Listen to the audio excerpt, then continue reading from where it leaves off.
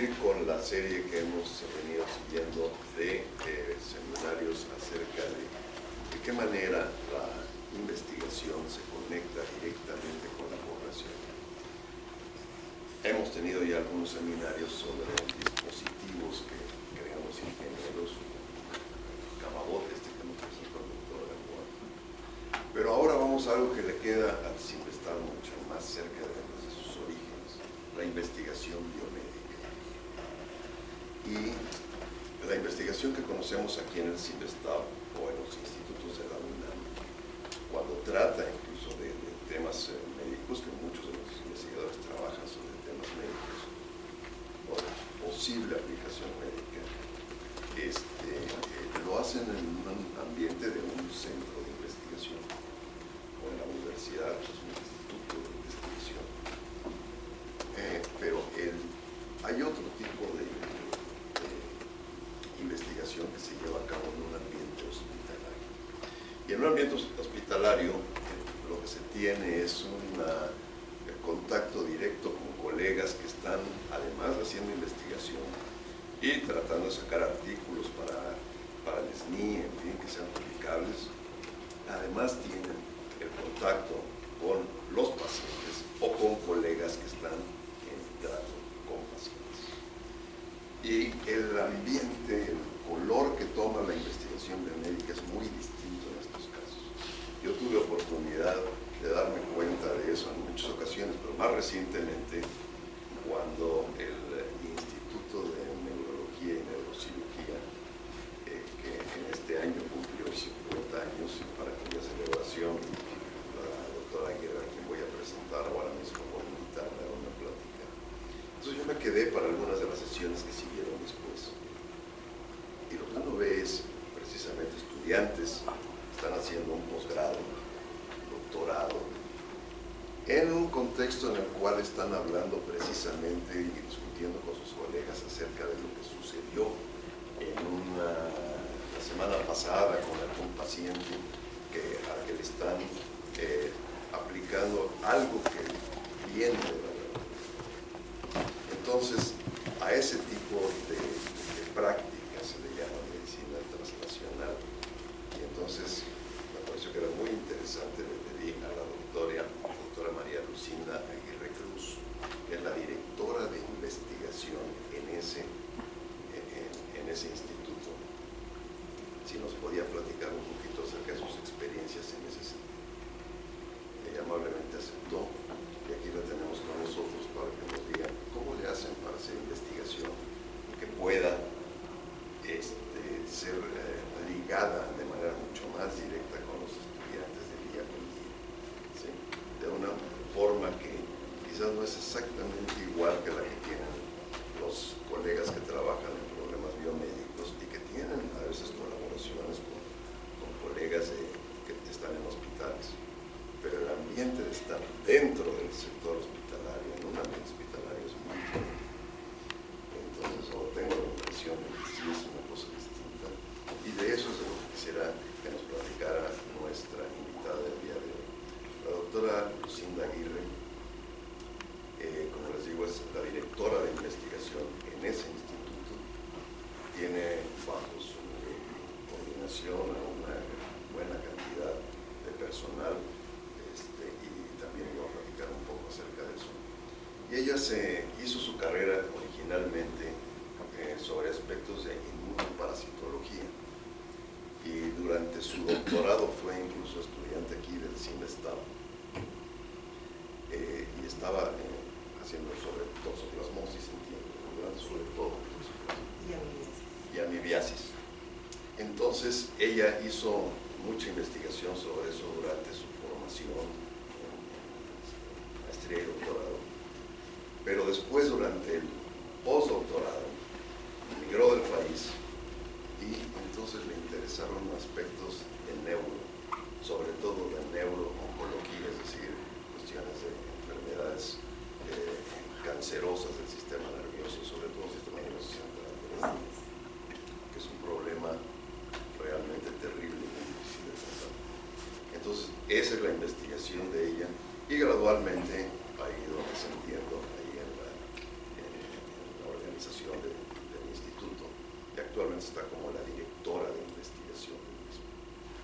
entonces, pues esa es la temática sobre la que nos gustaría que nos platicara la doctora Aguirre, y la escuchamos. Muchas gracias, doctor. Bueno, pues antes que nada yo quiero agradecer la invitación que me hizo el doctor Feliciano a este doctorado que me parece muy importante desde el punto de vista de que el desarrollo tecnológico reflejado en la sociedad seguramente será una cuestión clave para el avance que requerimos en las ciencias, en todos los campos. En primer lugar es eso, agradecerle al doctor Feliciano de esta invitación. Y en segundo lugar, pues compartirles una emoción muy profunda de volver a pisar estos corredores, este lugar que pues durante 10 años de mi vida fue mi casa, ¿no? Porque llegaba yo a las 7 de la mañana y me iba a la 1 de la mañana del otro día.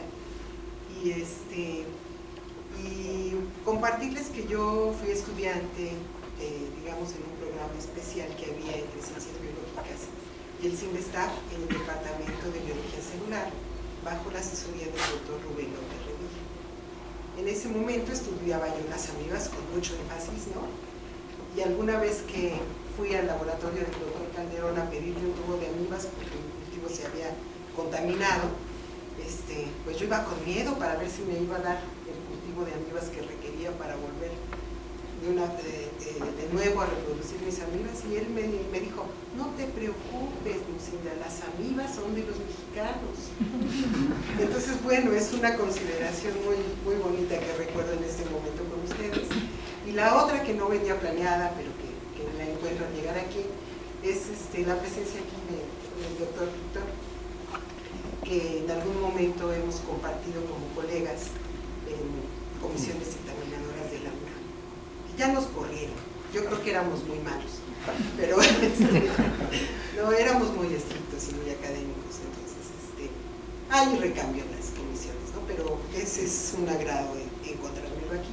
Antes de comenzar, me gustaría que ustedes me dijeran de qué carreras son, para enfocar la plática un poco a eso, porque a veces uno prepara algo y resulta como muy tedioso, muy aburrido, son muchos números, muchas cifras o cosas que a lo mejor no van a ser de mucha importancia. Entonces, si me dicen, por favor, ¿tú qué estudiaste?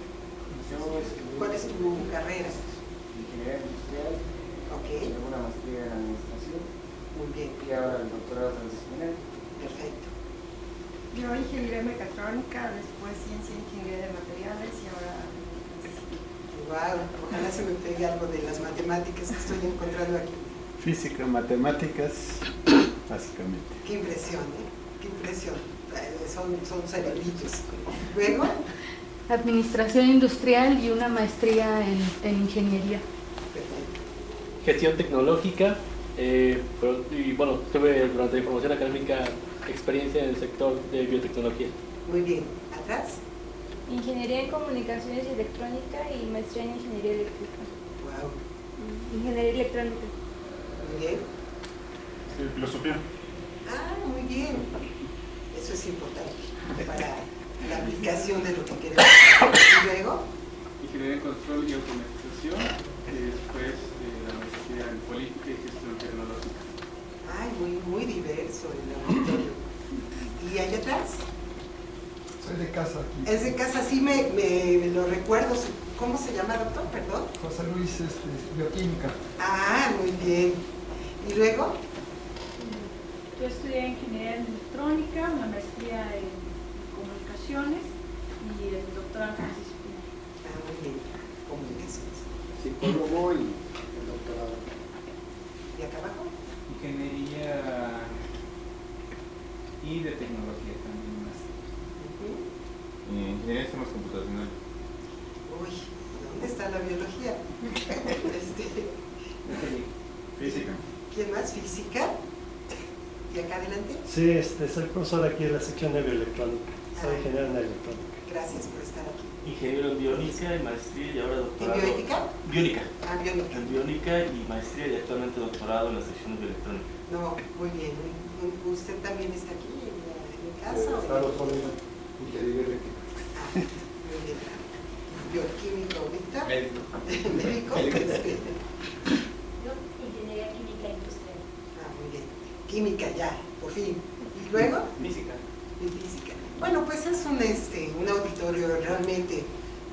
orientado hacia la tecnología, hacia la física, las matemáticas, y qué bueno, porque para hacer investigación en cualquier área de la salud necesitamos mucho gente que tenga las capacidades que ustedes tienen. Entonces, bueno, trataré de enfocar mi plática un poco a la aplicación que puede tener lo que yo les puedo platicar, ¿no? En relación a lo que ustedes están haciendo o formándose. Dividí mi presentación en estos apartados. Primero les voy a platicar del instituto del que vengo, después de la dirección de investigación, después de las líneas de investigación que hay en la actualidad y después el tema que creo que va a culminar con digamos, la idea que yo les quiero transmitir, ¿no? Que es la medicina translacional, y algunos ejemplos de ella en el instituto y en el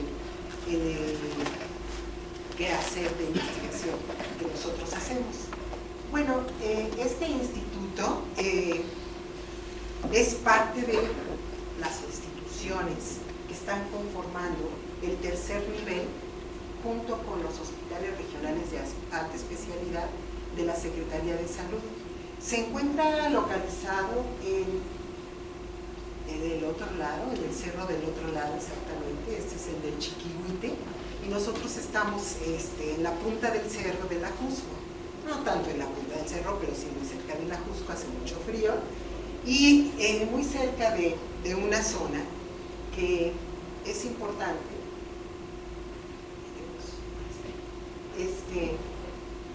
para mí reviste una importancia histórica importante, ¿no? Porque es una de las civilizaciones más antiguas del continente americano. Entonces, según sabía yo, es la primera civilización más antigua de Sudamérica, o sea, del continente americano, porque es una sociedad que vivió en el siglo VII antes de Cristo.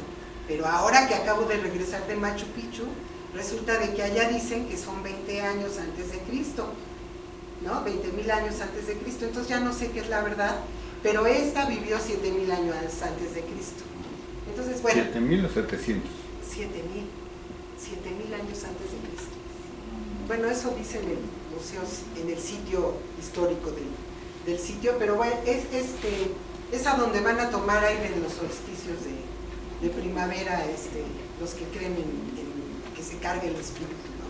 Pero se los menciono porque esta civilización pues se acabó, y este vestigio, esa pirámide redonda, es un sitio arqueológico importante en nuestra ciudad, muy cerquita, muy fácil de visitar, y fue devastada por la erupción del volcán Chicle, que terminó con toda la población, que tenía muchos avances. Bueno, esta pirámide es solamente un vestigio de esa cultura, ¿verdad? Y cerca de allí pues está el Instituto Nacional de Neurología y Neurocirugía. Esta es la entrada principal y esta es una de las partes de una H que se forma, que constituye los edificios en donde se da atención médica. Como les decía el doctor Flexione, este año cumplimos 50 años de haber sido fundados. El instituto fue creado por la actividad de un visionario muy importante, que fue el doctor Manuel Velasco Suárez. El doctor Manuel Velasco Suárez fue contemporáneo del doctor Arturo Rosenbluth, que fundó esta institución, ¿verdad? Entonces, el doctor Arturo Rosenbluth fue en varias ocasiones al Instituto Nacional de Neurología, cuando recién se había abierto en 1964-65, a seminarios que ya se hacían de muy alto nivel con los investigadores prominentes de la época interesados en las neurociencias y con investigadores que venían también de Europa y de Estados Unidos. Es decir, que en el instituto una de las actividades fundamentales desde su creación fue la investigación científica. Entonces, aquí tenemos unas imágenes. Esta es la parte que corresponde al casco de la Hacienda Vieja, ¿verdad? Y era una hacienda que formaba parte de una compañía que se llamaba La Montañesa, en la que hacían textiles.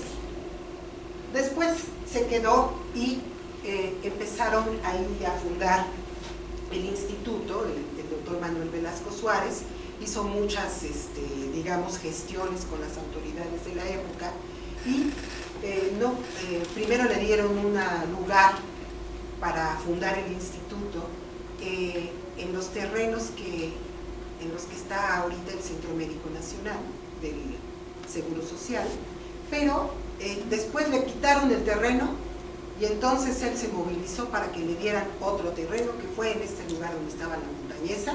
Y lo novedoso de la institución fue que desde sus orígenes él pensó en conjuntar la neurología, la psiquiatría y la neurocirugía en un mismo sitio y partir desde ese momento a la formación de gente especialista en las diferentes áreas que les mencioné y en la conjunción de las habilidades médicas que había en esas tres especialidades. De tal manera que desde su inicio los fuertes de estudio fueron la neurología, la psiquiatría y la neurocirugía. Esta es una imagen actual desde la avenida del instituto y tenemos alrededor de 3.000 consultas, de 3.000 pacientes hospitalizados al año. Se practican alrededor de 2.200 intervenciones quirúrgicas cerebrales, de las cuales se operan de 20 a 30 tumores cerebrales por semana. Y el instituto cuenta con tecnología de punta a través de tomografía computarizada, de resonancia magnética y de tomografía computarizada por transmisión de emisión de positrones, lo cual será de mucho interés para todos ustedes. Recientemente se acaba de abrir un laboratorio nuevo, que es el Laboratorio de Adicciones, que está estrechamente ligado con el PET y bueno, estamos interesados en el desarrollo de proyectos tecnológicos que si alguno de ustedes está interesado, con mucho gusto yo los puedo derivar para que hicieran alguna práctica de lo que ustedes realizan o de los proyectos que tienen para recibirse. Entonces, en el instituto laboran 1.335 personas, es decir, que aquí hay un error, ¿verdad?, de una persona. Pero bueno, pueden ser una más, una menos, pero somos alrededor de esa cantidad, entre los cuales se encuentran especialistas, subespecialistas, enfermeras, que es muy importante mencionar que casi el 80%, el 85% de las enfermeras del instituto tienen licenciatura, es decir, no son auxiliares de enfermería, tienen licenciatura en enfermería.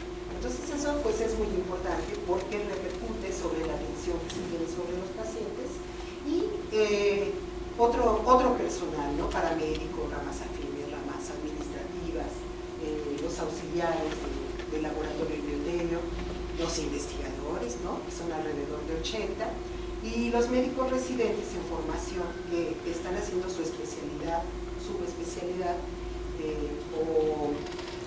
o que ya están trabajando como médicos adscritos cuando se reciben, y que son los que van a dar consulta en todo el territorio nacional, es decir, se forman como especialistas en el instituto, y después son los neurólogos psiquiátricos, neurocirujanos de las diferentes instituciones de salud que tenemos en el país. Entonces, la enseñanza es otra de las misiones importantes en el instituto y se tiene como fin principal la formación de médicos especialistas en diferentes áreas de estas grandes campos que les menciono, que vamos a analizar mejor en la siguiente diapositiva. Hay tres especialidades, una en neurocirugía, otra en neurología y otra en psiquiatría. Las subespecialidades que hay son neurotología, neurooftalmología o oftalmología neurológica, neuroanestesia, neuroradiología, terapia endovascular y neurológica y neurofisiología clínica. Estos subespecialistas ya son neurólogos y después de terminar neurología hacen una subespecialidad en cualquiera de estas ramas. Pero además están los cursos de posgrado, que como ustedes ven son alrededor de 20, ¿no? Son alrededor de 20, cirugía de base de pierna, es decir, un médico que ya se recibió como médico cirujano, después hace una especialidad en neurocirugía de 7 años y después hace la subespecialidad en cirugía de base de cráneo solamente, ¿no? Entonces, pues bueno, es gente que se la pasa estudiando toda una vida y para siempre, ¿no?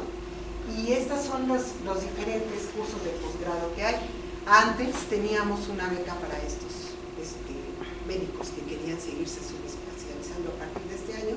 El gobierno decidió que ese recurso se retirará y entonces solamente harán curso de posgrado con los que puedan sostenerse con consulta privada o de esta manera. Y bueno, el área administrativa que une a las otras áreas, a la médica, al área de enseñanza y al área de investigación y a la dirección general en sí misma. Y pues ya llegamos al segundo apartado, ¿no? Que se relaciona específicamente con la dirección de investigación. Entonces, la dirección de investigación se encuentra constituida por 4 edificios principales. Uno que es el más antiguo, que es el edificio de investigaciones cerebrales, que se construyó más o menos en 1970, como 5 años después de abierto el instituto. El instituto abrió sus puertas en 1964, este año exactamente cumple 50 años. Entonces, pues estamos de fiesta, ¿no? Y hay alrededor de 80 investigadores que fluctúan en número. Puede ser 79 porque hay uno que le ofrecieron irse a otro de los institutos nacionales o porque se va de postdoc y decide quedarse en Inglaterra, etcétera, ¿no? Pero más o menos son 80 investigadores. Todos ellos tienen nombramiento institucional muy estricto para tener los niveles que hay. Hay desde la letra A hasta la letra F. Todos tienen nombramiento y el 96% de ellos pertenecen al Sistema Nacional de Investigadores en sus diferentes niveles. Entonces, bueno, eso habla realmente de la calidad de la gente que trabaja en el Instituto Nacional de Neurología. Ellos están constituyendo 8 departamentos y 26 laboratorios de investigación en los que se desarrollan proyectos básicos, clínicos y sociomédicos. Es el primer instituto que tiene un edificio de ciencias sociales, de investigación clínica y ciencias sociales. Es decir, no solamente estamos interesados en las neurociencias, en las enfermedades neurológicas, sino también en las enfermedades sociales que están determinadas por la presencia de una enfermedad neurológica grave, como esclerosis múltiple, que hace al paciente dependiente de un cuidado, ¿no? O que afecta sobre la economía de la sociedad, en su familia, porque ya no puede trabajar. El cerebro, pues, es una estructura que realmente participa en todas las funciones que nosotros llevamos a cabo, en la respiración, en el pensamiento, en las funciones intelectuales, en el movimiento, etc. Entonces, actualmente, pues bueno, hay una tendencia importante a un cambio en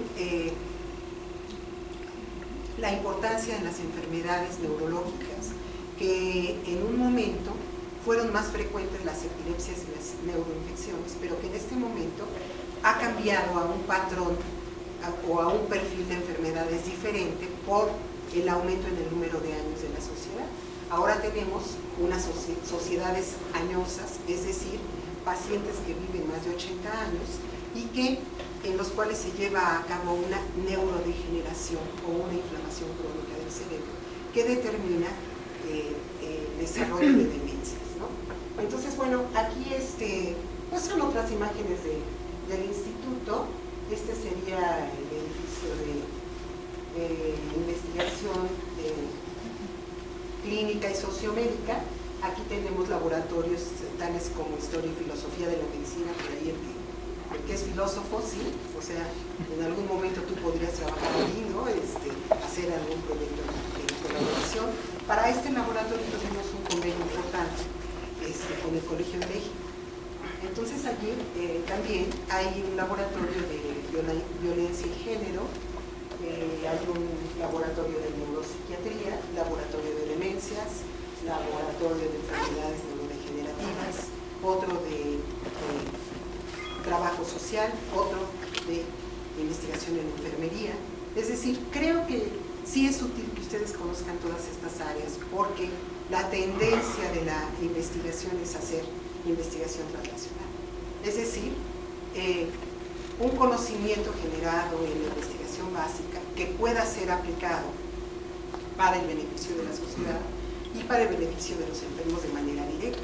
En algún momento esto se llamaba investigación aplicada, pero bueno, los puristas que siempre hay, aquí yo creo que debe haber muchos, dicen que la investigación aplicada es diferente, ¿verdad? Que la investigación translacional queda a la mitad entre la investigación aplicada y la investigación básica. Lo importante es el concepto. Yo creo que el trabajar de manera conjunta, con multidisciplinas y con la aplicación de la experiencia de tecnólogos, científicos básicos, biólogos, tal como el auditorio que está aquí, ¿no? Matemáticos, físicos, etcétera, hace que la investigación tenga una parte muy aplicada y que llegue a la resolución de problemas de salud en los enfermos. Entonces, como les decía, es entonces el edificio que reúne las ciencias sociales, ¿no? Este es el primer edificio que hubo, que es el edificio de investigaciones cerebrales. Aquí faltó otras fotos que bueno, ya no quedaron porque ya vieron que no funcionó la memoria, pero está el edificio de investigación del sistema nervioso y tenemos un edificio en donde tenemos un biotelio con capacidad de albergar primates, en los cuales están haciendo estudios de conducta y estudios de cognición para el tratamiento de la enfermedad de Alzheimer, que es la demencia más frecuente en nuestro país.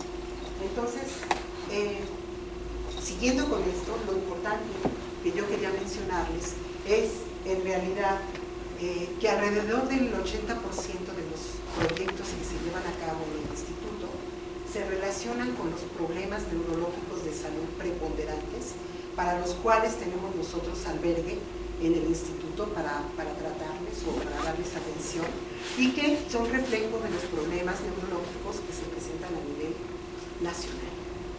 Entonces, y también a nivel internacional, ¿no? Porque en realidad la tendencia esta que les platicaba yo de que ahora son menos frecuentes las neuroinfecciones y más frecuentes las enfermedades neurodegenerativas, tiene una tendencia nacional e internacional, ¿no? Entonces, bueno, esta tabla es solamente para platicarles un poco del porciento de protocolos que se desarrollaron desde 2012 hasta este año. Aquí, sobre las enfermedades más frecuentes. Estas son las que siempre figuran aquí, faltó el pie de figura, pero el pie de figura decía que estas enfermedades se sacaron del Departamento de Epidemiología, que es el que nos dice cuáles son los padecimientos más frecuentes que tenemos o que se atienden en el instituto. Entonces, dentro de estos padecimientos más frecuentes, tenemos a la cabeza desde hace ya varios años a las enfermedades neurodegenerativas y demencias que se relacionan con el aumento de vida de la población. La enfermedad vascular cerebral, que se relaciona con un cambio en el estilo de vida, a un estilo de vida muy agitado, siempre lleno de estrés, ¿sí? Tenemos que estar del otro lado en el Cerro del Ajusco, después de estar en el Cerro de Chiquihuite en una hora, ¿no? Y entonces eso pues nos genera estrés, tenemos que salir y tomar un microbús y hay un accidente y teníamos examen, etcétera. O sea, situaciones diversas que vivimos todos los días y que están determinando el desarrollo de enfermedad vascular cerebral, que si eso se suma a que somos de una familia hipertensa o a que tenemos diabetes mellitus, pues aumenta aún más el frecuencia. Entonces, esta sería la enfermedad que ocupa a veces el primer lugar, a veces el segundo lugar, pero de las enfermedades neurológicas que figuran a la cabeza. ¿Y qué tan grave es eso? ¿Hay alguien que me pueda contestar eso? ¿Piensan que es grave la enfermedad vascular cerebral? Sí, ¿por qué? Es muy incapacitante, es prolongada, conlleva una alteración familiar. Porque de repente se revienta un vaso, en un paciente joven de 20 años, ¿no? Que se sometió a estrés impresionante y que además tiene antecedentes de hipertensión arterial, y entonces deja de hablar, y entonces deja de moverse, y entonces deja de trabajar, y entonces depende de su familia, ¿sí? Deja de ser un individuo económicamente activo, pero además conlleva a su familia a una situación especial, caracterizada por esta situación en la que hay pérdida intelectual y pérdida de movimiento y pérdida de funciones, ¿no?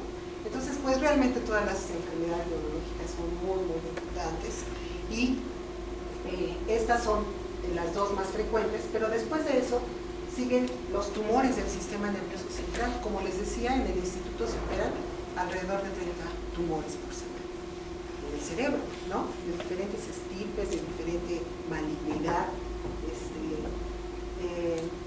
y que se ven con tanta frecuencia porque somos un centro de concentración, ¿no? No realmente porque sean los cánceres más frecuentes, porque el cáncer más frecuente en nuestro país pues es el de en la mujer, el cervicuterino y el de mama, y en el hombre el de pulmón, ¿no?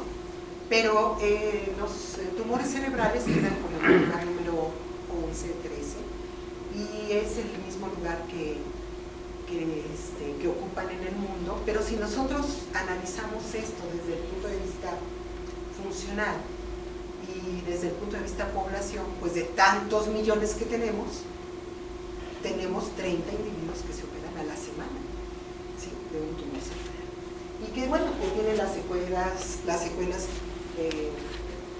de pérdida de visión, pérdida de movimiento, etcétera, dependiendo de la zona que esté ocupando el tumor.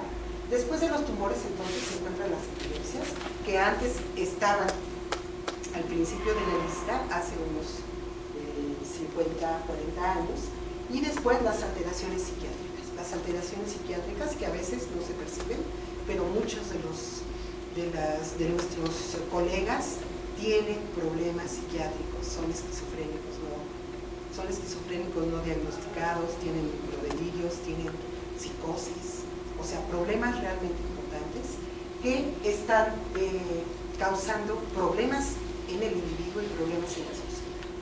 Además de esto, después de esto tenemos las infecciones del sistema nervioso, que aunque ya no ocupan el primer lugar, todavía están dentro de las muy frecuentes, y después pues otros, ¿no? Pero lo que quiero mostrarles es que el 80% de los protocolos de investigación que se hacen en el instituto se relacionan con los problemas más frecuentes en la población de origen neurológico.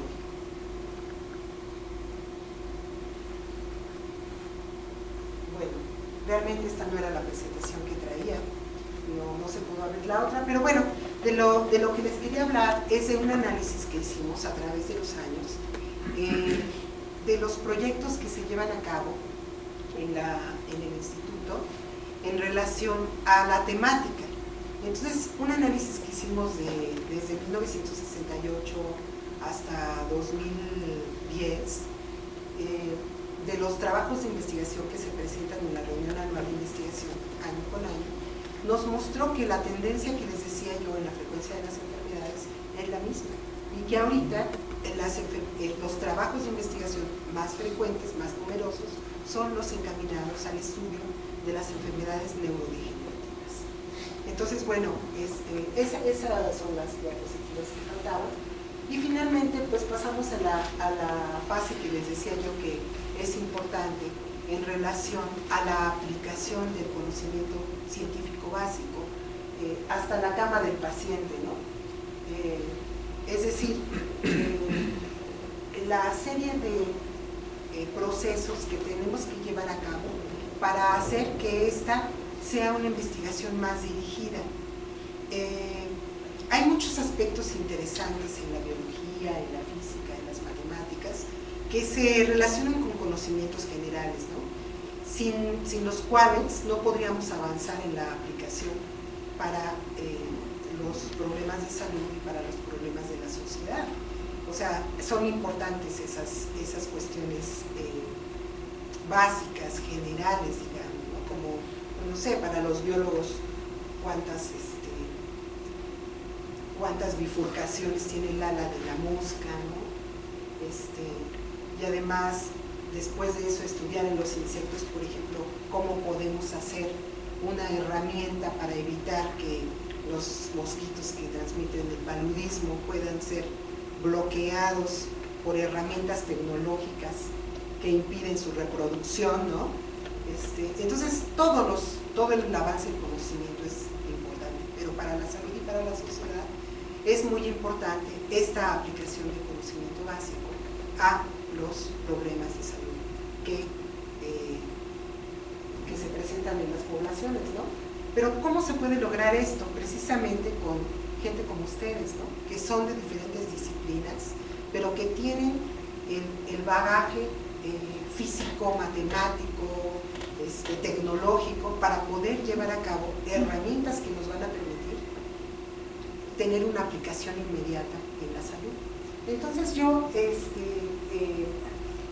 les digo que en el instituto hemos tratado de hacer alianzas con diferentes instituciones, no tenemos convenios con el CENESTAF, así es que el primero que quiera establecerlo será bienvenido, en física, en matemáticas, en lo que sea, pero sí tenemos alianzas con otros institutos. Por ejemplo, con el Instituto de Física se creó un programa computacional para mejorar la cognición. La cognición está, digamos, regida por un área central del cerebro que está determinando que nosotros podamos tener los preceptos de moralidad, que podamos saber que está mal hacerse del baño cuando uno está comiendo allí, o que cuestiones que son intangibles, digamos, pero que sí están reguladas por centros cerebrales. Entonces, los pacientes que tienen alteración en la cognición, por ejemplo, por una demencia, en el instituto están siendo rehabilitados en rehabilitación mediante programas computacionales que lo que hacen es favorecer la cognición mediante una computadora, ¿no? Entonces, no es solamente el estado de rehabilitación del movimiento, como existía hace mucho tiempo ese departamento, o con la mejoría de los movimientos que hace el brazo, ¿no? Sino que también es importante el aspecto de plasticidad cerebral y estimular las áreas cognitivas a nivel central. Entonces, para eso hay un programa ahorita en el que a través de computadora están en el área de rehabilitación rehabilitando la cognición del individuo. Entonces, como ven, allí pues, se requiere la aplicación de la física, de la tecnología, de cosas que ustedes tienen y nosotros no tenemos, pero que al tener una idea conjunta pueden ser aplicadas de manera muy importante. Entonces les voy a presentar solamente 3 ejemplos de lo que se hace en el Instituto para Medicina Translacional. Esto es el estudio clínico de pacientes que tienen neurocistis, una infección que fue muy frecuente en nuestro país y que fue la primera causa de epilepsia en el adulto y que todavía no desaparece. Por ahí alguna investigadora dijo, no digo el nombre, pero que ustedes ya conocen, dijo que ya había desaparecido la neurocisticercosis en México, pero no es cierto. Nosotros seguimos viendo casos de neurocisticercosis y realmente la prevención de esta enfermedad pues solamente se hace con medidas, podría hacerse solo con medidas sanitarias, pero una vez que ya tienen el cisticerco en el cerebro, pues vaya, hay crisis convulsivas, hay pérdidas funcionales dependiendo del sitio en donde se encuentra el cisticerco, y entonces se ha hecho una serie de estudios de diferentes aspectos importantes en la neurocisticercosis que han llevado a la identificación de esta molécula a través de las proteínas reconocidas por los sueros de cerdos con cisticercosis, que reconocen esta proteína HP10 y que ya sirven para diagnóstico, pero para llegar a la aplicación de ese conocimiento, para mejorar el diagnóstico del padecimiento, pues hay que pasar un camino muy largo. Y para ese camino es muy importante la tecnología, es decir, aquí se tuvo que hacer primero pues el estudio clínico, ¿no? Con los exámenes de imagen, estos que han revolucionado tanto, los cortes, antes los tomaban una radiografía, ahora son series de radiografías por medio de tomografías por computadora que cortan cada 5 milímetros o cada 2 milímetros o cada medio milímetro, según nosotros lo especifiquemos, y que tienen que ver con el desarrollo tecnológico. Entonces, bueno, la identificación de cisticercos en el parénquima y el cultivo de cisticercos, la infección de animales que son un huésped natural de esta parasitosis, y la identificación final de una proteína contra la cual nosotros podemos buscar anticuerpos y hacer el diagnóstico más eficiente. Es un ejemplo muy, pues muy general, digamos, de cómo se llega realmente a la aplicación tecnológica en la identificación de un problema de salud tan importante como este. Este es otro ejemplo. Ya les platiqué del de rehabilitación, ese es muy interesante para ustedes. Y ahorita les decía yo que se están llevando a cabo una serie de estudios en pacientes que tienen adicciones con fluorocromos que prenden sitios específicos en el cerebro y que nos permiten identificar cuáles son las vías en la cognición que están alteradas en los pacientes que tienen adicciones por cocaína, por tabaquismo, por las diferentes drogas que conocemos que nos afectan y que lamentablemente son muy frecuentes, ¿no?, en nuestro país. Entonces, este es otro ejemplo. Este es un trabajo que se está haciendo para la búsqueda de biomarcadores inflamatorios en individuos que tienen primer episodio de psicosis. ¿Qué es eso? Pues son individuos que todavía no se sabe que son esquizofrénicos, pero que empiezan a tener alteraciones importantes en su conducta que hacen pensar que pueden tener una psicosis. Entonces no hay marcadores. Y resulta de que con la tecnología de espectroscopía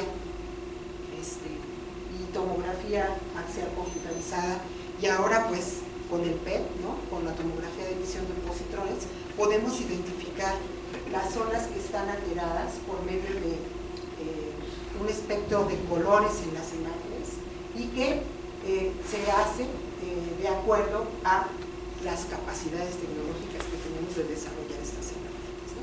Entonces, bueno, esta sería otro ejemplo de medicina translacional de la investigación del instituto, y este trabajo acaba de ganar el primer lugar en la categoría biomédica del Encuentro Nacional de Investigadores.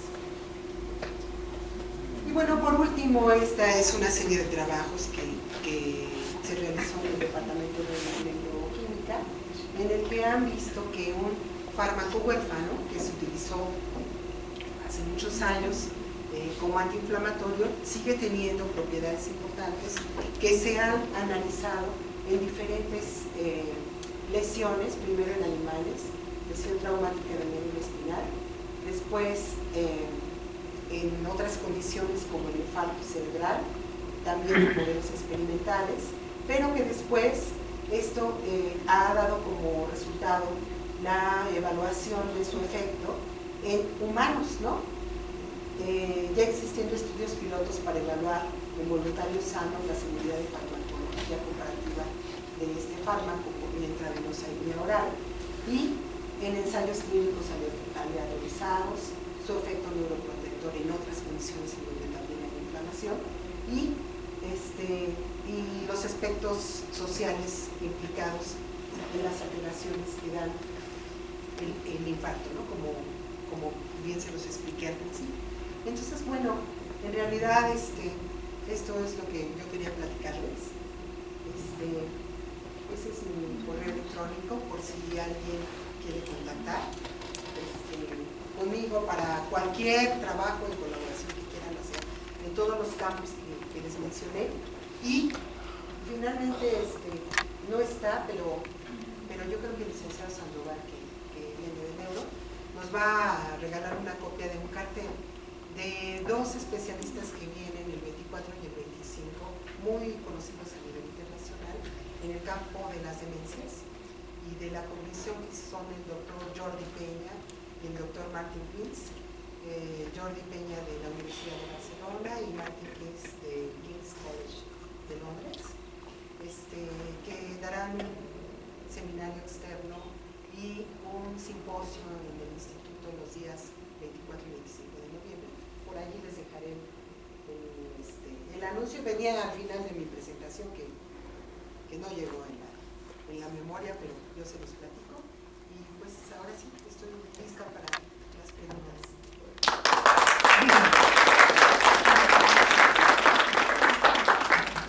Bueno, pues ustedes acaban de escuchar aquí un seminario de alguien que ya tiene de entrada una visión transdisciplinaria, que trabaja en un contexto transdisciplinario de muchos enfoques y que además está haciendo invitaciones de orden transdisciplinario. Entonces, estarán de acuerdo en que esta es una novela de nuestro seminario. Y pues queda abierta la presentación a sus consideraciones, preguntas. A ver, Dante. Hola, muchas gracias por la presentación. Tengo muchas preguntas, pero ya sé que el tiempo es reducido. ¿En qué manera interviene la biotecnología en sus desarrollos en su instituto? ¿Tiene alguna cabida la biotecnología? Claro, diferentes aspectos. Por ejemplo, se está haciendo... Perdón, ¿y qué tipo de investigador la hace? Si es que lo sabe.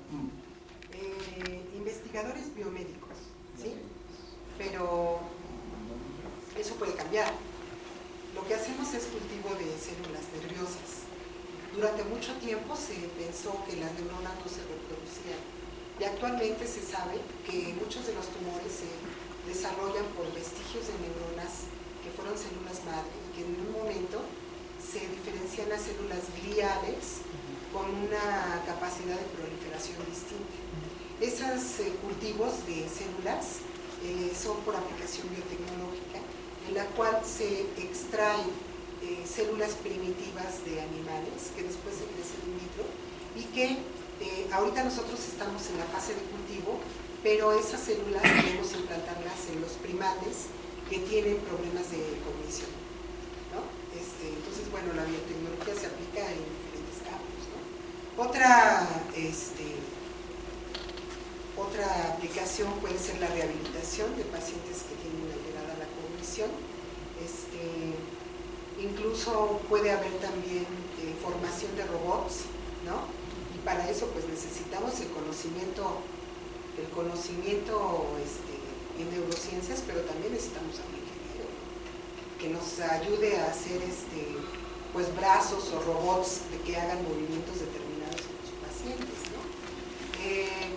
Algunas aplicaciones neurotecnológicas que recuerdo en el instituto son programas computacionales que se hicieron para determinar la marcha exactamente de los pacientes atáxicos. Ataxia es una alteración en la coordinación del movimiento y entonces habitualmente lo que el médico evalúa es cómo es la marcha, ¿no? Entonces lo que hicieron fue un tapete que tenía como sensores que al pisar el paciente iban determinando que la marcha estaba alterada, ¿no? Y veían exactamente cuál era la región alterada en ese paciente con ataxia, pudiendo determinar si era una ataxia mayor o una ataxia menor. Entonces, bueno, esa es otra aplicación tecnológica. Hay muchas. Por ejemplo, ahorita el PET, ¿no? La tomografía de emisión por positrones, pues ahorita lo que nosotros queremos es tener los marcadores estos biológicos fluorescentes que no se producen en México todavía, ¿no? Solamente en el ciclotrón, en la UNAM, y tenemos solamente cierto tipo de marcadores, pero pues, sería excelente que no tuviéramos que esperar el ciclotrón de la UNAM, ¿no? Que tuviéramos nuestro ciclotrón, y para eso pues hay que utilizar. O sea, la biotecnología realmente tiene aplicación en todas las áreas. Sí, respecto a la aplicación de los potenciales abocados visuales, no sé, respecto a la aplicación de los potenciales abocados visuales, en lo que es el área de psiquiatría, no sé qué proyectos que acá. Sí, sí tenemos. Está digamos que el departamento que clínico que se encarga de potenciales evocados, ¿no? Pero se hacen también potenciales evocados en diferentes tipos de pacientes con patologías distintas que se relacionan con enfermedades diferentes, ¿no? Por ejemplo, epilepsia refractaria, pues, diferentes condiciones neurológicas. Entonces sí hay proyectos en marcha con potenciales evocados. Quizás breviario, porque es una cuestión muy técnica, ¿no? Un potencial evocado es un potencial eléctrico que se registra en el cerebro cuando se hace la estimulación correspondiente en el nódulo de los sentidos. Entonces, es una manera de mostrar que realmente hay una buena operatividad del sistema nervioso, midiendo velocidades de transmisión, en fin, ese tipo de cosas. Y es un instrumento diagnóstico. De hecho, bueno, particularmente el doctor Daniel Porta, que es el jefe de investigación clínica, tiene un entrenamiento muy importante en electrofisiología de la Universidad de Harvard y está determinando ondas asociadas a características especiales en patologías neurológicas diversas. Entonces, pues es de mucha aplicación los potenciales evocados. Durante el tiempo que estuve en el área, trabajando en el área de biotecnología, había algo importante que se detectó, y era el caso, y quiero generalizar la ciencia de la salud, el caso que existe de que cuando uno está haciendo investigación y desarrollo tecnológico, que es punta de lanza, como lo acabo de observar aquí, para un país como el nuestro, ¿no? Existen, ¿no?, ciertas áreas de oportunidades estructurales que podrían dificultar que esos desarrollos tecnológicos lleguen a generalizarse, ¿no? Y es uno de los principales problemas.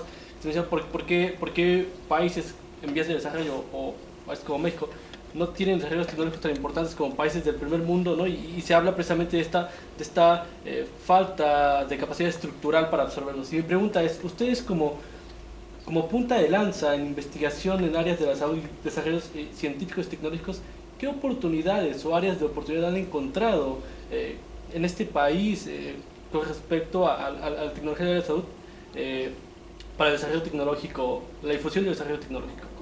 Eso fue cierto para la década anterior. Afortunadamente, en este momento es de interés de la presidencia fortalecer el desarrollo tecnológico, la innovación científica, mejorar los métodos de diagnóstico, mejorar los métodos de prevención, etcétera, con el desarrollo tecnológico. Entonces, actualmente hay varias convocatorias en el CONACYT que están encaminadas a apoyar el desarrollo tecnológico, tanto para herramientas de diagnóstico más baratas o más sensibles, como para biología molecular o como para no sé, formación de microchips que de una vez determinen si hay alteraciones asociadas a esclerosis múltiple, por ejemplo. Entonces ahorita es una buena época para el desarrollo tecnológico, es una buena época para su doctorado. Y sí hay posibilidades de obtención de recursos a través de CONACYT. Sí, buenas tardes, muchas gracias por la presentación. Es diferente la forma en que se hace investigación de un instituto así como el Nacional de Neurología o todos los institutos que tienen que ver con la salud a un centro como es Investar. Pues yo creo que simplemente porque estamos teniendo los sujetos vivos ahí, ¿no? Y sobre de ellos estamos tratando de encontrar respuestas. Me gustaría saber si aquí, bueno, por decir algo, los investigadores tienen una línea muy específica y sobre de esa tienen que publicar ciertos artículos al año y demás, ¿no? Acá yo creo que no puede ser lo mismo, porque tenemos sujetos de estudio que están vivos, ¿no? ¿Cómo es la política de investigación dentro de los institutos? ¿Hay algunas características especiales? ¿Ustedes qué buscan de los investigadores que les piden ellos interactuar directamente con el paciente o lo hacen a través de sus médicos o a través de las enfermeras? ¿O cómo es? No, es el método general que se utiliza para hacer investigación en seres humanos. Primero se hacen desarrollos en células. Después, ya que se tienen avances en células, entonces se hace en modelos experimentales. E inmediatamente después de que el modelo experimental ya dio, digamos que certeza de que tiene bioseguridad, de que no es tóxico, de que es reproducible, entonces ya se aplica en seres humanos. Eso es lo que se llama medicina translacional. Realmente es la aplicación rápida y directa para una cuestión de salud y, por supuesto, para una cuestión de sociedad. Sí, es el mismo que hay en todos lados. Yo me uno a las felicitaciones, muchas gracias, muy buena plática, me agradó mucho. Pero bueno, retomando un poco como un tema de interés, mi área de trabajo es, por un lado, para continuar la plática de ver, usted comentaba en su presentación que el estudio de las líneas de investigación que ha desarrollado han estado apegadas a la realidad que se ha encontrado en cuestión de enfermedades. Eso me hace pensar que el tipo de investigación que se está realizando es reactiva a las necesidades que tiene la sociedad. ¿Se ha pensado algún mecanismo que trate de prever sistemas o mecanismos de investigación sobre enfermedades futuras?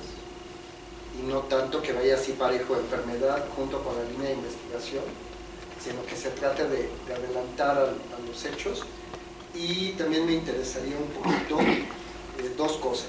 Una es cómo definieron lo que eran sus líneas de investigación, o sea, qué buscaban con esa definición. Y la segunda es, se me hace interesante esta perspectiva que usted ha repetido mucho, de invitarnos a colaborar, de hacer convenios y demás. ¿Esa es una actitud individual o es algo que tiene el centro?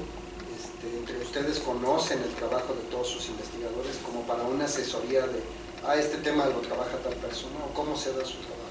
Sí, es una actitud institucional. A ver, la primera, ¿cuál es? Las líneas. ¿Por qué van tan relacionadas? No, ya me acordé, sí. En realidad sí hay una visión hacia la investigación que se hace. Por ejemplo, este cambio en la actitud en los años de vida, que ahora permite que haya una degeneración cerebral y producción de demencia. Digo, no sé entre ustedes, pero es cada vez más frecuente encontrar que el abuelito o la abuelita pierde la memoria. Es una condición extremadamente inusual, digamos, o sea, sí había demencia, pero no en las proporciones y la frecuencia que se presenta ahora, ¿no? Ni con el deterioro que vemos ahora. Y si nosotros hacemos un análisis de las pirámides poblacionales que están planeadas para la década próxima o para dentro de 20 años, vamos a ver que es realmente alarmante el número de pacientes que va a haber con demencia. Entonces yo creo que sí la tendencia que vemos en la presentación de enfermedades neurológicas sí ayuda a poder planear la investigación que va a ser de vanguardia, ¿no? Entonces, bueno, en el instituto hay varios grupos de trabajo que estudian los aspectos neurodegenerativos in vitro, ¿no? Pero también hay otros que están estableciendo centros de día, pilotos, para pacientes con demencia. ¿Por qué? Porque las instituciones no tienen prevista la atención de este tipo de pacientes, pero una vez ya con demencia, es horrible que los pacientes pasan por el espejo dentro de su casa y se observan en el espejo y se asustan, gritan, porque no se reconocen. No reconocen a la hija, no reconocen al hijo, no se acuerdan de cuál es la llave del agua caliente, y entonces se queman cuando se bañan. Entonces es necesario implementar centros piloto de día para poder atender a estos pacientes y educar a sus familiares, ¿no? Entonces allí pues se requiere de todas las disciplinas, ¿no? Las disciplinas que nos van a ayudar a mejorar el movimiento, porque van perdiendo funciones poco a poco, ¿no? Hasta que pues ya son vegetales y se mueren, ¿no? Pero antes de eso pasan muchos años. Y entonces hay que implementar, digamos, desarrollos tecnológicos para mejorar la movilidad, para estimular la creatividad, ¿no? No sé, por ahí, ya se fue el filósofo, no, ya lo vi, es que a mí me gusta mucho la filosofía. Pero allí son importantes los paradigmas de todo, ¿no? El paciente tiene que recibir pláticas de lo que le está sucediendo, pláticas que hagan que la neuroplasticidad se favorezca, desarrollos tecnológicos que mejoren la movilidad, por ejemplo, ejercicios, qué sé yo, todas las disciplinas influyen, ¿no? Entonces eso se tiene que prever desde ahora, no hasta que nos enfrentemos a eso dentro de 20 años. Desde ahora se tienen que ir haciendo o diversificando las líneas de investigación para poder apoyar problemas específicos a la salud. Y la otra era que cómo vamos viendo lo del establecimiento de convenios. Hay varias maneras, ¿no? Se establecen convenios interinstitucionales. Por ejemplo, ahorita nosotros tenemos convenios institucionales con el Instituto de Física, con la Escuela Nacional de Trabajo Social, con la Unidad de Investigaciones Biomédicas, ¿sí? ¿Y por qué?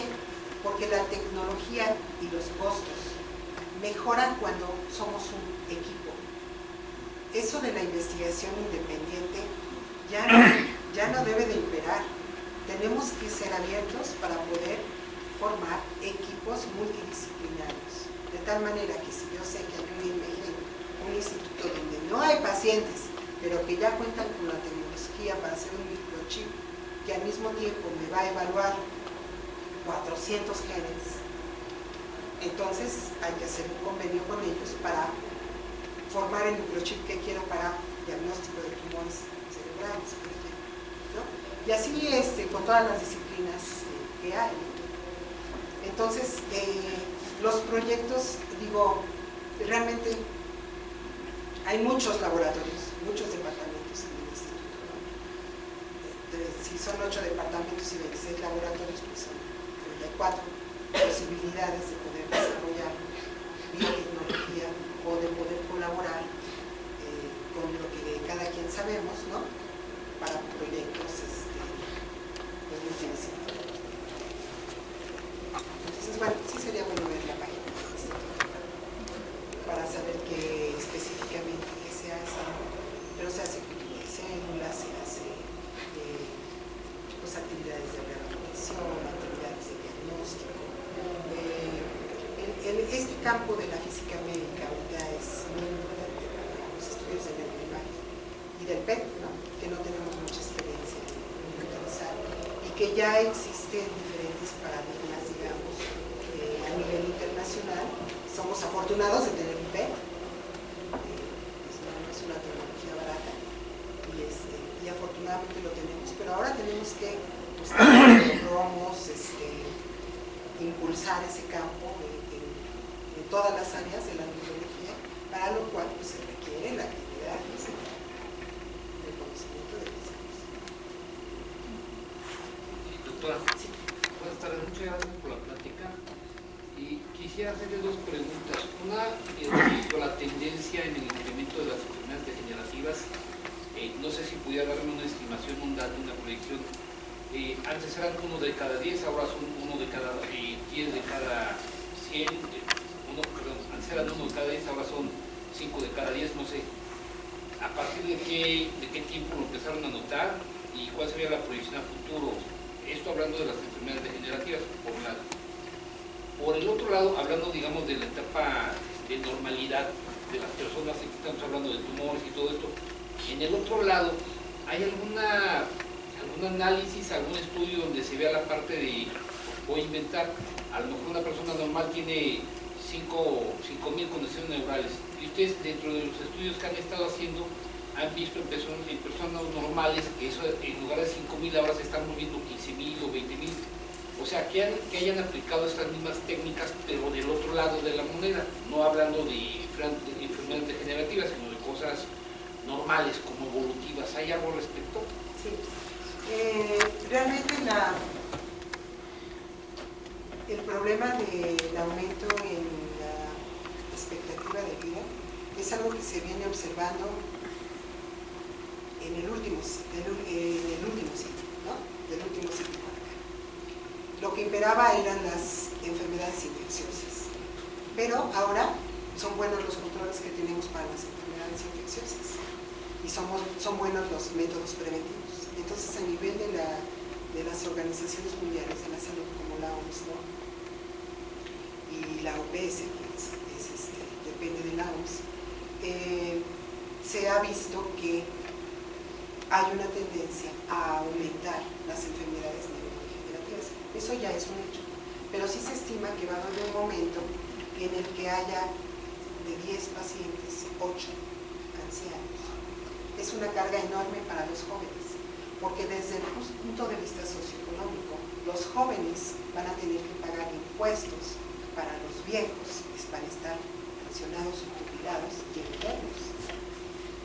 Entonces, realmente es un problema social muy importante, al que hay que ponerle muchísimo. Y hay mucha bibliografía al respecto, hay estimaciones precisas, ¿no? Pero la segunda pregunta no es para contar esta primera. Hoy por primera vez no voy a hablar de dinero, porque quería saber si era un factor, digamos, fisiológico, por decir que el resto de mi cuerpo ahora vive 90 años y mi cerebro no está preparado para vivir esos mismos 90, ¿no? Una cosa, sí. Hay un factor de esa naturaleza. Sí, también hay programas que facilitan la neuroplasticidad, porque hay un momento en que los ancianos ya no leen, por ejemplo, ¿no? O ya no aplican su cerebro para pensar, digamos, les da flojera, se duermen en vez de hacer una actividad creativa.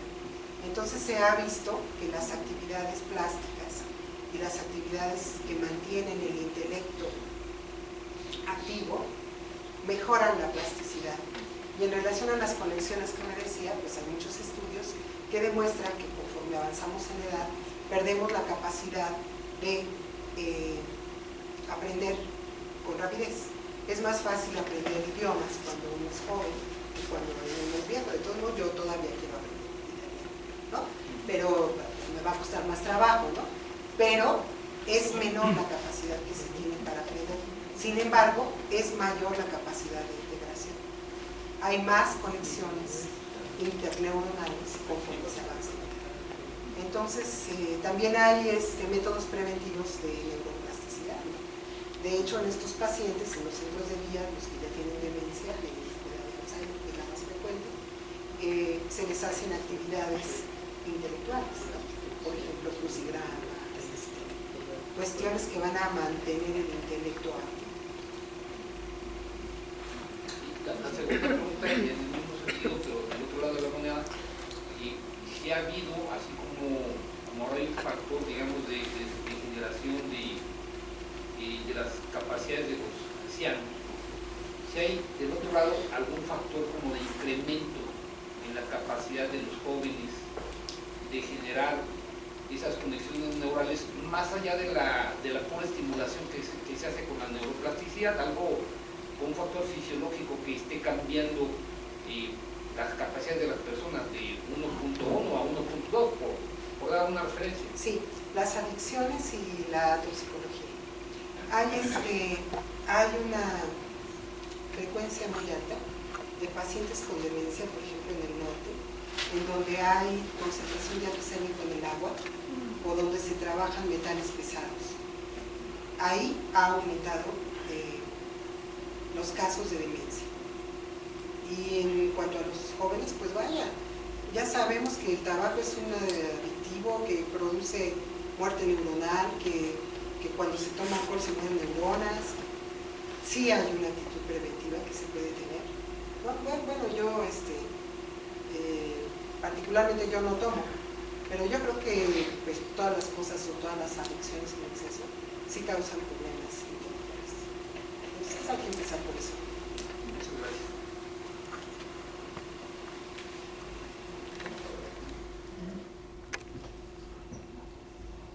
Buenas tardes, doctora. Mi pregunta va si existe dentro de la página del instituto o algunas otras regiones que tengan vinculación con la información para divulgar lo que serían los métodos preventivos para las enfermedades neurodegenerativas. No hay una página específica para eso. ¿Folletería o algo en el instituto? No. Pero hay grupos especializados en los que participan. De hecho, la representante del estudio de las demencias a nivel global, ¿no?, de la Organización Mundial de Salud para Latinoamérica, trabaja en nuestro instituto, es la doctora Ana Luisa Sosa Ortiz, y ella tiene diferentes programas para aplicarlos en los adultos con demencia. Entonces, bueno, si quieres información al respecto, puedo dirigirte con ella. Hola de nuevo. Y respecto a esa cuestión, mi pregunta va enfocada sobre la divulgación. He tenido dos experiencias muy feas donde gente querida se muere por algún problema neurológico. La primera fue por toxoplasmosis, gracias, y la última hace una semana de meningitis.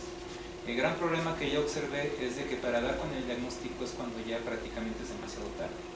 Y eso pasa muy seguido con los médicos generales, que es donde uno va primero. ¿Ustedes han hecho alguna campaña, algún tipo de información, divulgación, entrenamiento, etcétera, tanto específico para los médicos generales como para la población en general? Sí, en la página del instituto hay algunas información general sobre los diferentes alteraciones neurológicas, ¿no?, su diagnóstico, su identificación rápida, etc. Pero esto yo creo que más bien es a nivel preventivo, ¿no?, en los centros de primer nivel, para canalizar a los pacientes que están mal a los centros de tercer nivel, ¿no? Porque bueno, el Instituto de Neurología es un centro de tercer nivel. Allí llegan los pacientes ya, digamos, filtrados, que tuvieron una primera intervención con un médico de primer nivel que les dijo su problema es neurológico. Pero yo creo que lo más importante aquí es la educación para la salud, porque habitualmente tenemos una cefalea y dices, ay, me duele la cabeza, pues me voy a tomar un antigripal. Y pasa una semana y no sé, el dolor de cabeza, yo le decía, pues es que yo creo que no he dormido, ¿no? Y pasa un mes y tiene un dolor de cabeza, pues sigue pensando que el desenfreno se lo va a quitar, ¿no? Entonces yo creo que allí lo importante es la educación para la salud. Uno también tiene que saber identificar cuándo ir con un especialista, ¿no? Es que desgraciadamente volvemos al mismo inicio. Si no hay educación en ese sentido, una decisión de su parte.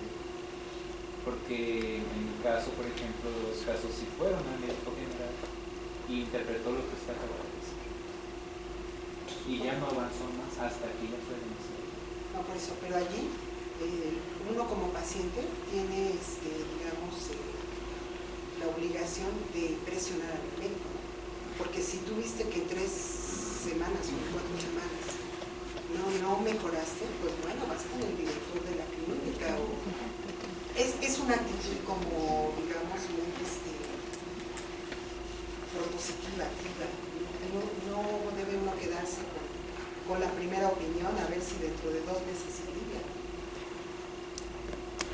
Sí, también es un tipo de, pues digamos, de voluntad propia, ¿no? De defender tu salud, ¿no?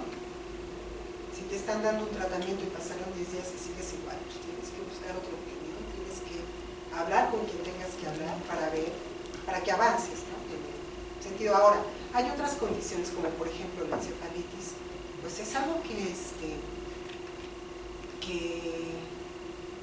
es una condición aguda, terrible, ¿no?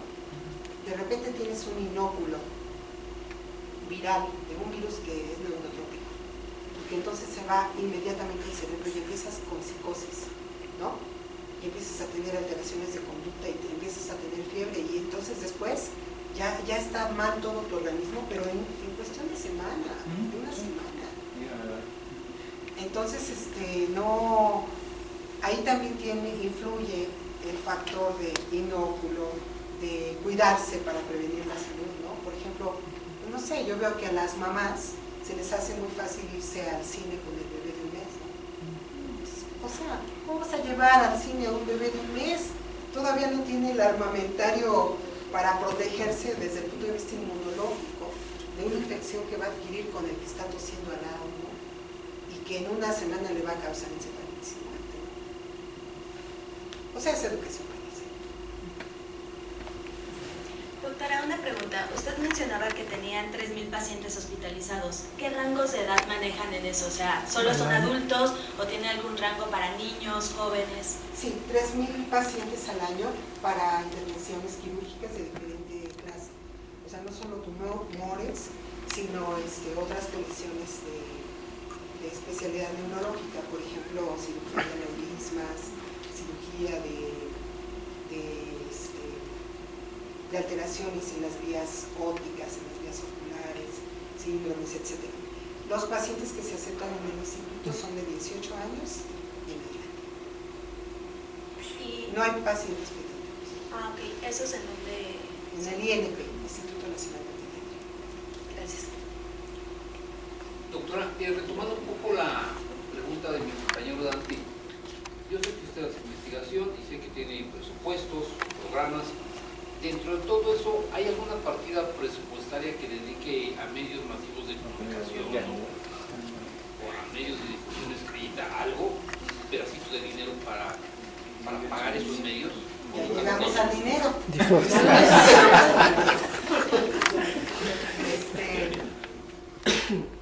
No como presupuesto federal dentro del instituto, pero sí como programas, por ejemplo, en el Fondo Sectorial de Investigaciones. Esas cosas son súper importantes y se pueden meter como un proyecto de investigación para que lo apoyen. Ese fondo de investigación en salud está determinado por una aportación que da el ISSSTE, otra aportación que da el Seguro Social y otra aportación que da la Secretaría de Salud. Y cualquier proyecto que apoye los programas preventivos de tratamiento, de diagnóstico, de las enfermedades que vienen enlistadas, una serie de enfermedades, síndrome metabólico, diabetes, neoplasias malignas, etc., vienen en la convocatoria del CONACYT. Puede ser todo.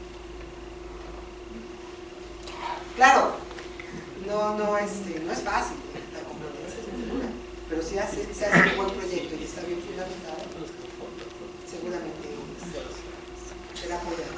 Para todo, para rehabilitación, para aplicación de conocimiento físico, de conocimiento toxicológico, de todo, pero que vaya encaminado a la resolución de un problema de salud, de la lista de enfermedades que vienen como prioridades, esa problema.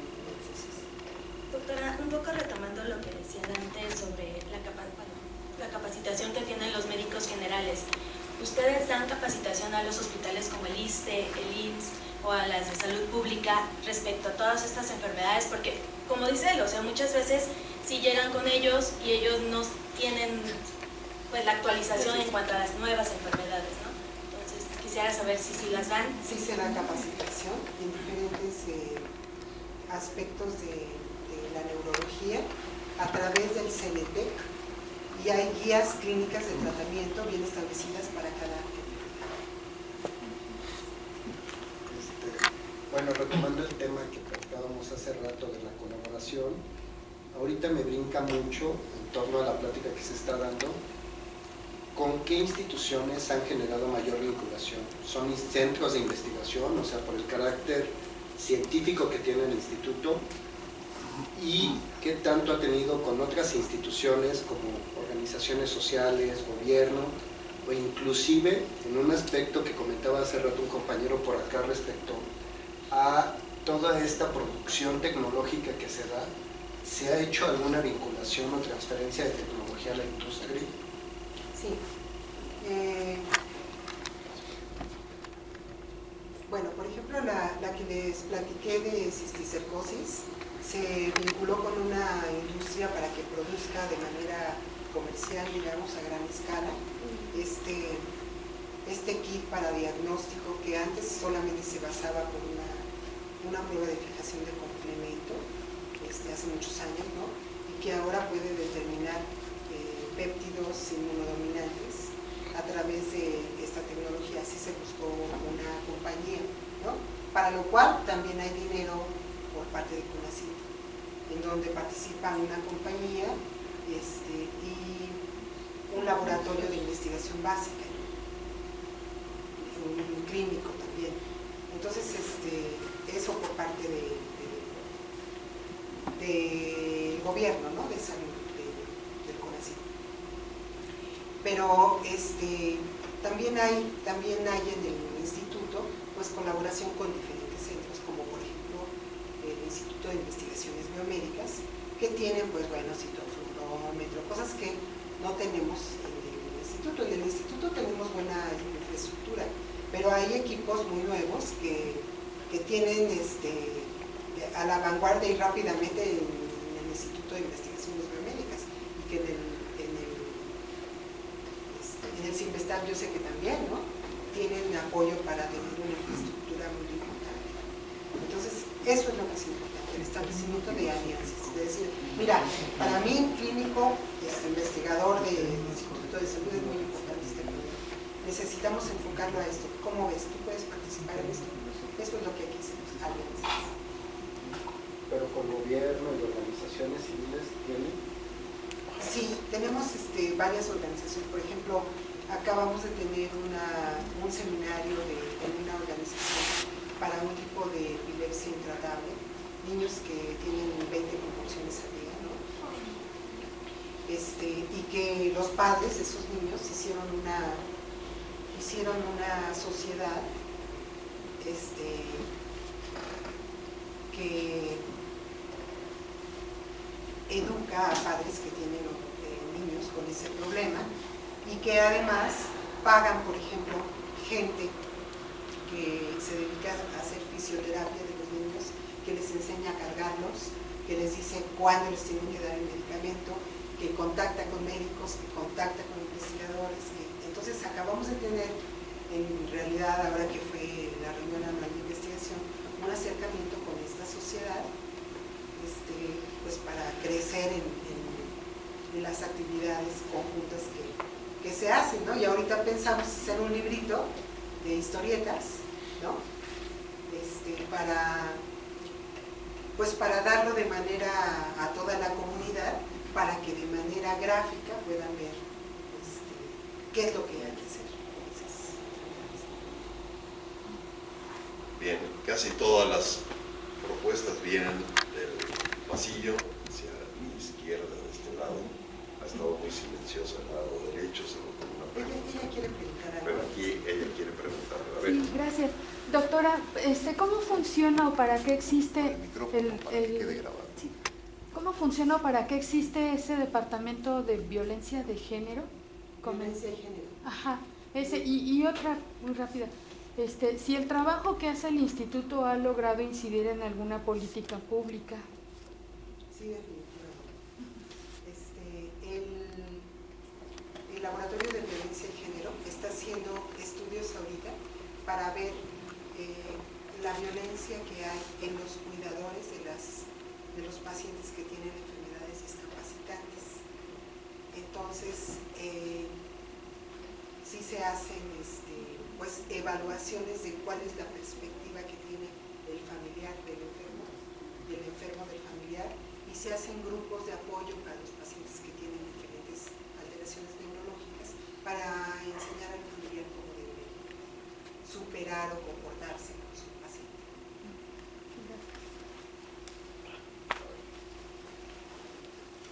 ¿Puedo preguntar algo yo? Bien. Doctor, ¿yo podría preguntar algo? ¿Podría preguntar algo? Doctor. Miguel quiere preguntar. Que yo quiero hacer una pregunta. ¿Quieres hacer una pregunta? Bueno, ya no hace falta, pero uno imaginaría, doctora, gracias, que la neurología y la psiquiatría tienen una relación muy estrecha, o cuando menos muy cercana. Hay una frase popular que dice que de músico, poeta y loco todos tenemos un poco. ¿Qué tan grande es el fundamento científico que podría tener una expresión así? Digo, porque usted hablaba de diferentes patologías. Muy grande. De hecho, eso es una de las móviles que llevó al doctor Manuel Velasco Suárez de conjuntar estas tres especialidades. Porque un problema neurológico que puede ser causado por una infección puede incidir sobre la mente y causar un problema psiquiátrico, ¿no? Entonces dice, no, pues está loco, se desvistió delante de todos, ¿no? Y a lo mejor lo que tiene es una encefalitis viral. Entonces sí tiene una relación, una cosa con la otra. Y si esa infección, por ejemplo, es por un cisticerco gigante que está en uno de los conductos que llevan el líquido cefalorraquídeo dentro del cerebro, en uno de los ventrículos, tapando una vía importante para el paso del líquido cefalorraquídeo, entonces ya se vuelve neuroquirúrgico, porque en ese mismo instante hay que operar al paciente para quitarle el cisticerco. En ese caso sería un cisticerco racemoso, ¿no? Entonces definitivamente está vinculado a las tres especialidades. Gracias. ¿Alguien más? A ver, de acá, de este lado. Una pregunta ya. ¿Algún comentario, Víctor? Sí, tal vez sería conveniente, y muchas gracias por venir hasta acá con nosotros y qué bueno que estás aquí con nosotros. Sí, tal vez sería conveniente, si se tuviera el dato, de cuántas, de los investigadores, cuántos son médicos y cuántos no tienen esa especialidad, no son especialistas, no son médicos. No sé si Rápidamente te digo, somos 5 médicos cirujanos. Bueno, ese es el título que te dan en la universidad, ¿no? Pero que después hicieron un entrenamiento en investigación. Pero la mayoría de los investigadores son químicos. Hay químicos físicos, químicos bacteriólogos, parasitólogos, químicos puros, físicos, y médicos somos como 5. Uno de ellos dedicado a la genética, o otro de ellos dedicado a la investigación clínica, o sea, pocos médicos en realidad.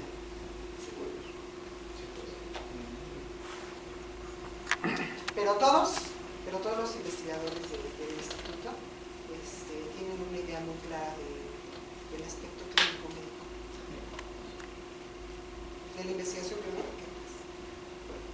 Entonces, yo me permitiría hacer una pregunta también en cuanto al manejo del posgrado, la parte académica. ¿Cómo le hacen los estudiantes de la UNAM, supongo, fundamentalmente? Bueno, esa es otra de las diapositivas que no vimos, ¿no? Pero los estudiantes del instituto de investigación que están en las diferentes áreas son alrededor de 150, son de diferentes niveles.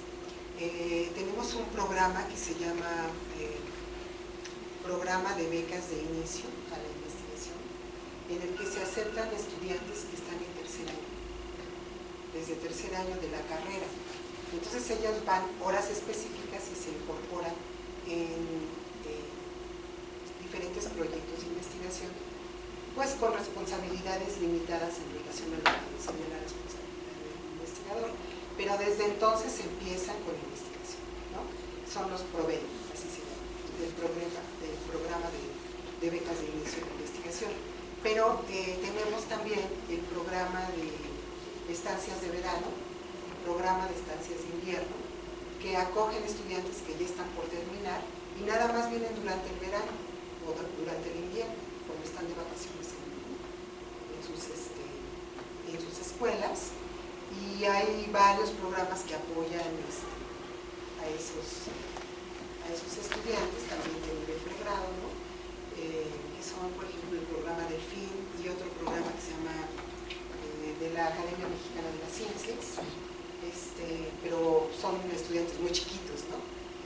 Después de ellos están los estudiantes de especialidad, que están haciendo especialidad en las diferentes áreas de las neurociencias.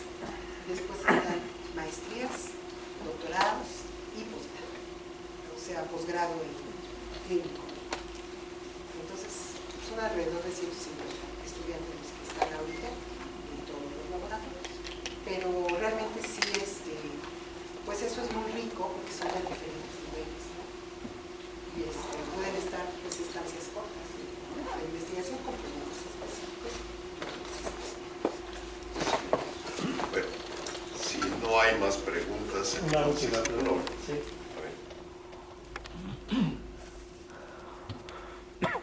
Sí, su relación con el Instituto Nacional de Psiquiatría, ¿ellos ven más a fondo únicamente problemas psiquiátricos? ¿Y ustedes ven menos o cómo está esa? Nosotros vemos problemas psiquiátricos, o sea, el Instituto Nacional de Psiquiatría es para problemas psiquiátricos, igual que el Fray Bernardino Álvarez, y igual que el psiquiátrico infantil, ¿no? También se me olvidó el nombre. Pero en el instituto se ven problemas psiquiátricos generados por problemas neurológicos. En cambio, en el otro instituto son problemas psiquiátricos de fondo.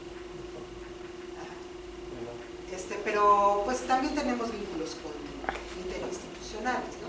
Particularmente en mi laboratorio ahorita estamos interesados en estudiar la inmunoreactividad que tienen los pacientes que tienen fibromialgia, que es una condición que se considera ahorita que es psicosomática, pero que ya por estudios de imagen se ha visto que hay alteraciones en los ganglios basales del cerebro. Y nosotros estamos evaluando ahorita la posible existencia de inmunoreactividad de autoanticuerpos contra estructuras especiales en pacientes con fibromialgia, y los pacientes pues vienen de psiquiatría. Muchas gracias.